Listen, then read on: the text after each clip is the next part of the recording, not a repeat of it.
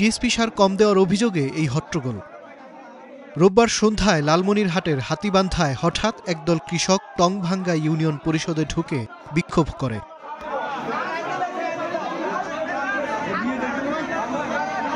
এ সময় তারা সার বিতরণের দায়িত্বে থাকা উপসহকারী কৃষি কর্মকর্তা ও ডিলারকে অবরুদ্ধ করে।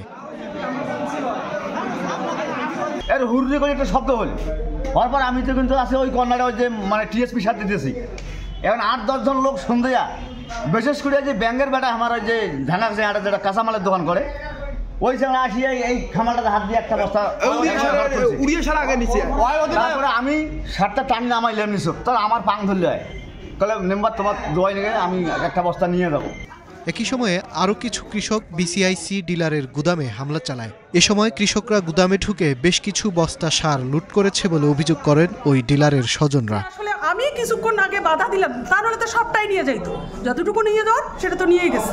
প্রয়োজন অনুযায়ী সার বিতরণ করা হবে এমন আশ্বাস দিয়ে বিক্ষুব্ধ কৃষকদের শান্ত করে পরিস্থিতি নিয়ন্ত্রণে নেয় আইনশৃঙ্খলা রক্ষাকারী বাহিনী।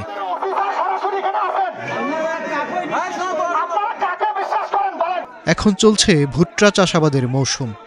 তবে সার সংকটের খবরে দিশেহারা হয়ে পড়েছেন লালমনিরহাটের চাষিরা। সারের দাবিতে সম্প্রতি জেলার বেশ কিছু স্থানে বিক্ষোভেও নামেন তারা।